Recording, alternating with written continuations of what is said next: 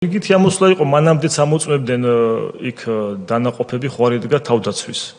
მაგას ამოწმებდნენ და იარაღის კალიბრს ამოწმებდნენ, რაში იარაღება იყო შემოტანილი. მან არ შეიძლებოდა ესე ვთქვათ გრადების განთავსება და გაუბეცების. მან მაქსიმუმ იყო 50 კალიბრი იყო დაშვებული, ეგრეთ წოდებული დშკ-ს ეძახიან, რომელიც გაარწყეს მამიდა ჩემს 2006-ში და ეზოში დასხილდეს რუსიკო გერლიანი.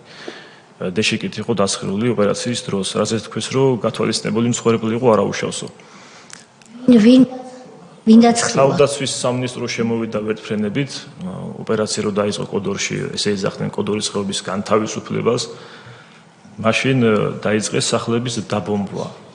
ეს იყო ვერტფრენებიდან, ესროდნენ რაკეტებსაც სახლს.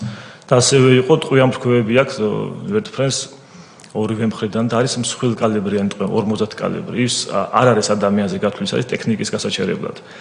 და როგორც გამოვიდა ახლა სახლს რო ბომბავენ, გარეთ გამოვიდა ქალი 59 წლის. თიდან იყო ახალი ჩამოსული. ხო და გამოვიდა გარეთ შეშინებული და პირდაპირ სამი ტყვია ამოატარეს, ორი ქონდა მოხვედრილი, ორი ქონდა მუცელში მოხვედრილი, ერთი ყელში.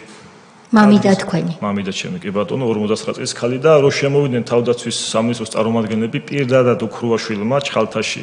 თქვა რომ აბა რა გეგონათ თქვენ? ჩვენ ესე უბრალოდ ესე ვიძახდით რომ ამ ყველაფერს გავაკეთებთ.